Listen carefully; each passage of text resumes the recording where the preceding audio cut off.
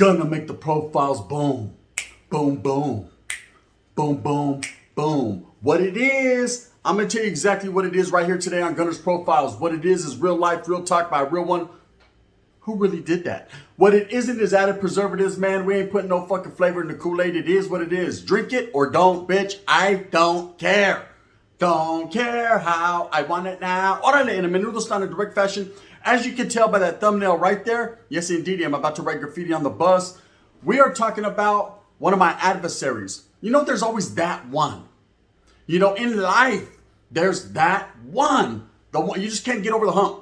You just can't do it. Doesn't matter how many times you try to plaquear this vato. Doesn't matter how many times you fucking hit him in his fucking máscara. Doesn't matter how many times he swings on you. You swing on him. You hit him with the motherfucking Karate Kid. It doesn't matter. For some reason, you just can't get over the hump. He is not the one to be reckoned with, right? He is not the one for you. See, fights and styles make up fights, okay? For those of you that don't know, I can fuck around and beat this vato up. He can fuck around and beat that vato up. He can fuck around and beat me up, right? And it just keeps going round and round. Orale, Tevin Campbell, right?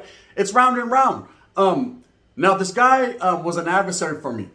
He was a threat to my safety and security because in my mind, I made it that way. Really, did he pose a threat, Charlie? He wasn't really about the motherfucking pedazo games. He wasn't really about the Hunger Games. He wasn't really about the motherfucking shooting an arrow game. But what he was about is his hand games. And I was about my hand games too when I was in YA. So at the same time, it was like a fucking perfect storm. We just happened to clash and collide. And we ended up on several of the same compas. And it always seemed like every time I looked over my shoulder, there was a bluebird on my shoulder. Can I kill it? Orale. And I had to say it with my chest on power, bro. Because this motherfucker was always lurking in some type of bush, right? Now, the vato I'm talking about, and I give a lot of respect to this vato, man, is Grumpy from West Side 18th Street. Now, I know there's a lot of Grumpies from West Sides of 18th Streets and all kinds, because 18th Street being one of the biggest vaudevillers in the world, if not the biggest, there's probably a fucking million Grumpies. But this particular guy, man, was a little short guy, stocky. At that time, we were about the same height, man. We ended up both growing. I'm sure he's got taller. But I remember him as being a shorter, kind of stocky, light-skinned guy. And the first time that I ever ran into this vato was on Kennedy Hall, which was the Compa Kennedy in Fred C. Nellis in the California Youth Authority. And I remember getting there, and he was one of the type of vatos that just mean mugged all the time. He always looked like he wanted to get something off his chest. He wanted to say it with his chest, right? I'm not a bully. Yeah, well, you're acting like one, right? He was trying to get on his bully shit. He was one of those ones that every time there was any type of North and South conflict, he was on the fucking front line. He was in forefront. He was the one woofing or saying something. And I already knew this. I could tell right from the gate when I walked in, me and him, there was going to be problems, troubles. There was going to be troubles and somebody was about to go night-night. Because anyone could go night-night, right? And it was going to be him and not me. I made that a point, right? So I remember the first time of him ever coming to call me out. Yes, he called me out. I didn't call him out. And that's pretty much how it went.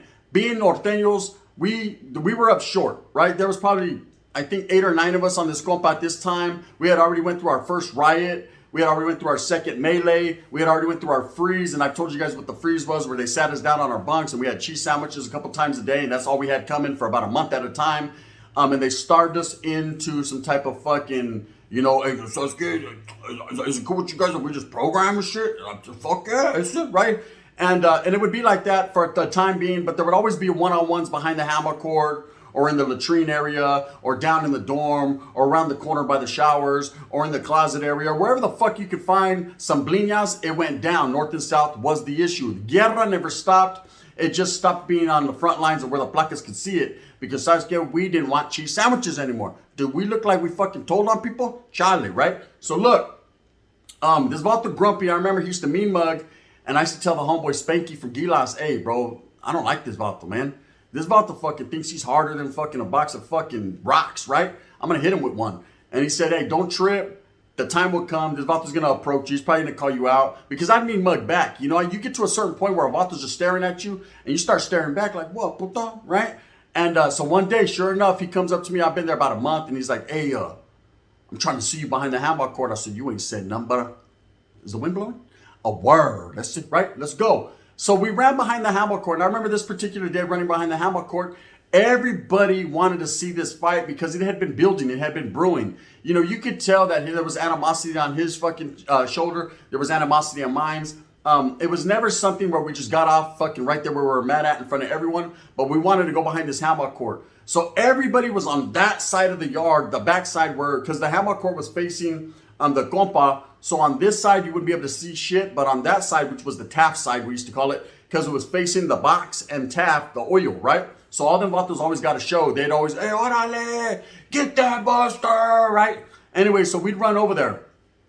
We ended up running over there. There was a particular black guy that used to let us get it on, right? Orale, we called him Mills Lane. His name was Radio. He was an Africano from New Orleans. I remember he always wore New Orleans Saints stuff. He would let us handle our business because he felt that if for no other reason, it was better and beneficial for him to just let us fucking handle our business so that way he didn't have to do paperwork. Because he wasn't trying to do all that. He was just saying, let these little young motherfuckers fight. They're going to fight anyways. There was rules and regulations though. Didn't stomp no one out. You know, you did once the dog was belly up, you left him belly up, right? You didn't put boots or feet to him because then that would cause a riot immediately. One jump, all jump, period. Didn't matter if there was only 3 or 4 of us, we was going to make something happen, right? So I remember running behind the hammock court with this guy and it was a good fight. It was definitely a good fight. Heads up till you're fed up. Now that's hard. We were getting it back there, right? And it was just a head up fade like no other, man. We were back there. And I remember there was 2 Africanos that were fighting as well behind the hammock court. 2 Crips, man. They had gotten an argument over the basketball court. And they were getting it too. They even stopped like, God damn, these young essays is getting it, right?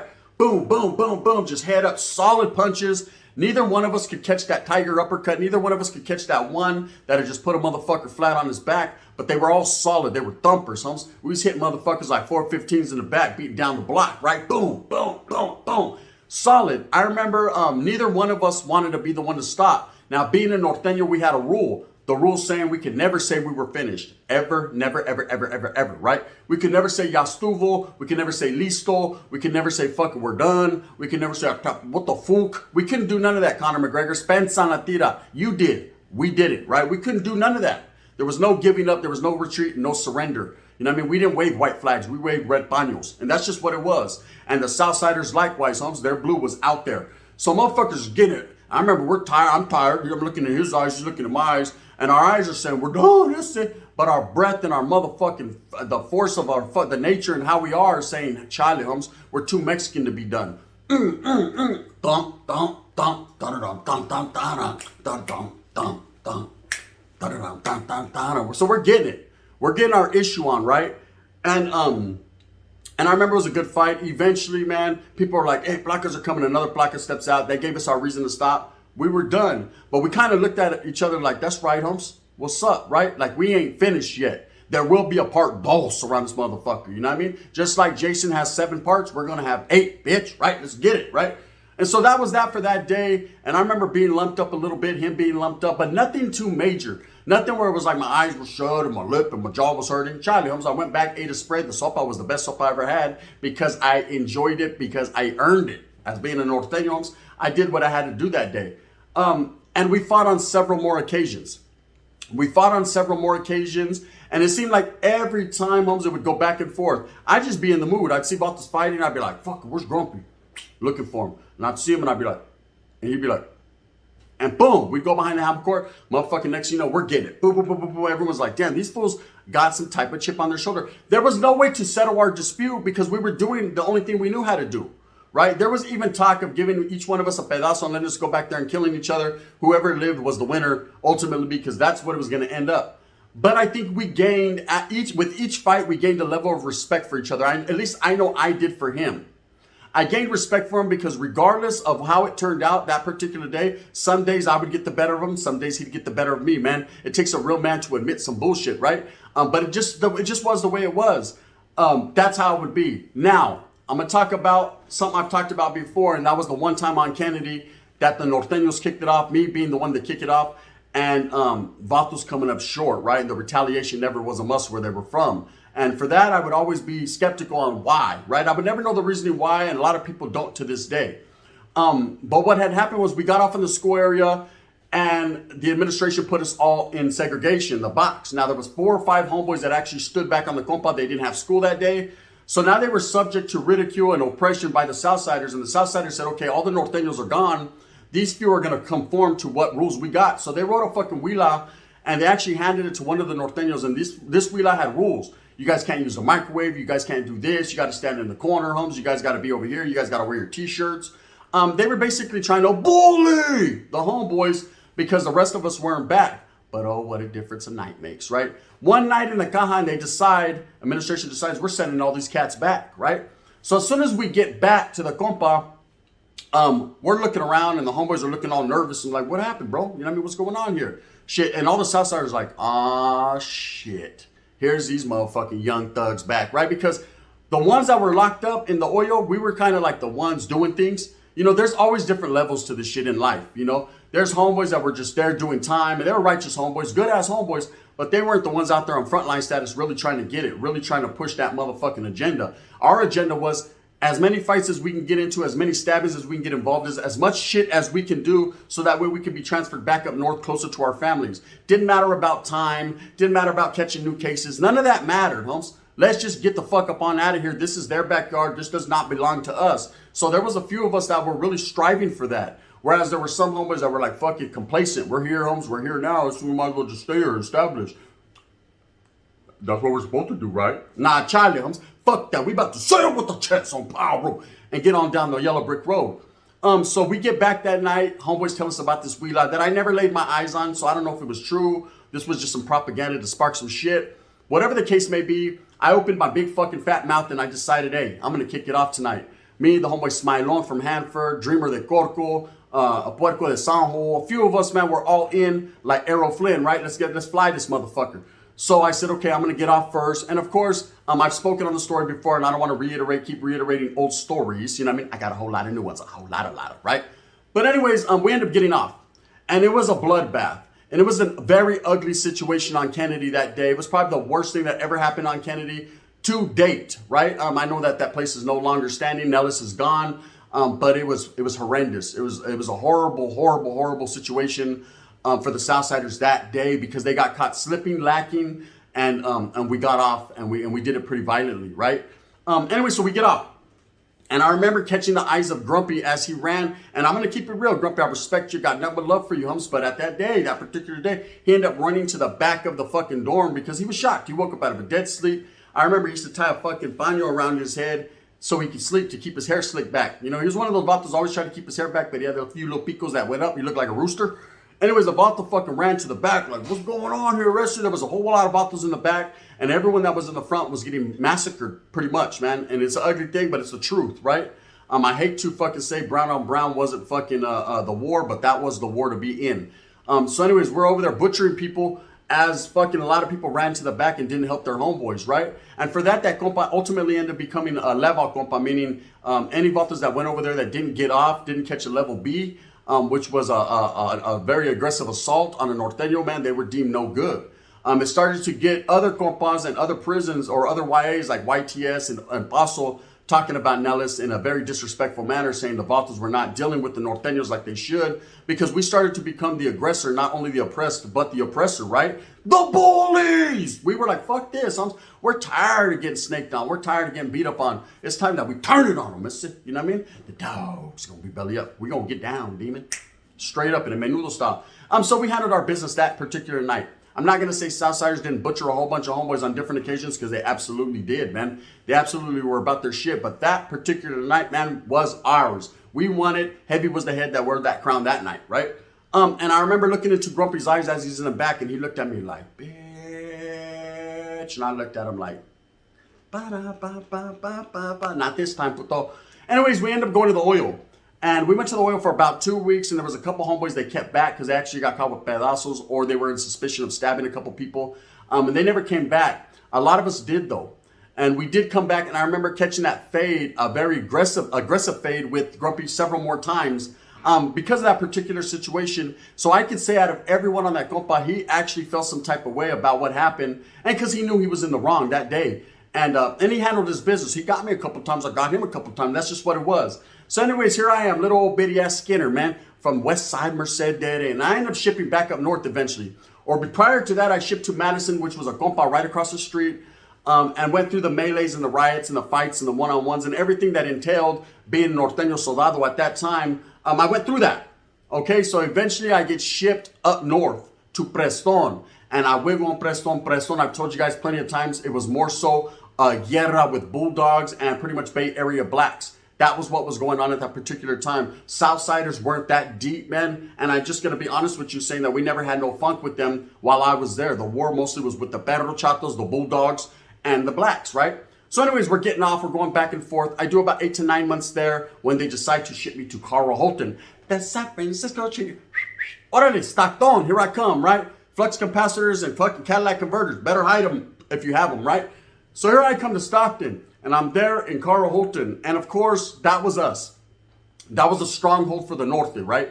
We were about 40 to 50 deep in every compa. We pretty much had it down pat, solid, good fucking program. I was finally able to breathe again, right? I'm able to breathe and do my tiempo and not catch no write-ups because there really wasn't no funk going on. Now, I caught funk right off the bus. That was my mentality. And there was a few times that I actually had to handle business in the bliñas. But for the most part, man, I never was involved in any melees there or anything like that. So I remember one day a bus rolling up, and every time busloads of Southsiders would roll up from down south, everybody would know. The placas would tell us, hey, we got a bus coming in tonight. It's going to be about 6 Southsiders. You know what I mean? Make them comfortable. That meaning get off where you're mad at. Just don't do it in public because we don't want to do write-ups, right? And for the most part, man, being in Norteño, we had a different type of mentality at that time. We weren't going to jump you. We weren't going to fucking beat on you or punk you or be aggressive with you because we understood, especially us that have went down south, we understood how it is to be far away from home, to be in no man's land, right? And we weren't going to fucking pick no grapes, homes, but we were going to cut us a bunch. We knew exactly what time it is, man. And that wasn't our fucking ways to go pick on people or to be a bully. You know what I mean? Sorry, Joey Stacks, we weren't bullies, right? And we definitely didn't do curling contests. So we weren't involved in no shit like that. But in a menudo style, we definitely would hit you up and there would be one-on-ones that would take place. That was actual and factual. So I remember looking down the linea, seeing these news guys roll up to the compa. I was on Mono Hall at that time. And sure enough, who walked in? El Diablo himself, Grumpy from the west side of 18. That's already shout outs and respects to 18th Street, first and foremost. But he walks in and I'm like, this motherfucker right here, right? He looks at me and I look at him and I'm like, ba-da-ba-ba-ba-ba-ba. And I could have swore deep down I heard him say, ba-da-ba-ba-ba. I was like, ba-da-ba-ba-ba. And that motherfucker was like, bye, right? Anyways, we end up hitting a fucking couple cells that night and getting 2 rounds in, man. We needed that, right? He had a long bus ride, man, and I wanted to make him very comfortable and welcomed. And we did our thing. Now, after that, he ends up moving to a fucking compa called Carson. And I end up eventually moving to a compa called Tioga, to which I actually paroled from. And we would see each other in passing. Now, there was another vato from 18 that was there at this time. His name was Babyface. Babyface was about 6'5", 300 pounds, all muscle, big old whip down to here with fucking dark-ass lentes that didn't take shit from no one, and no one took shit from him.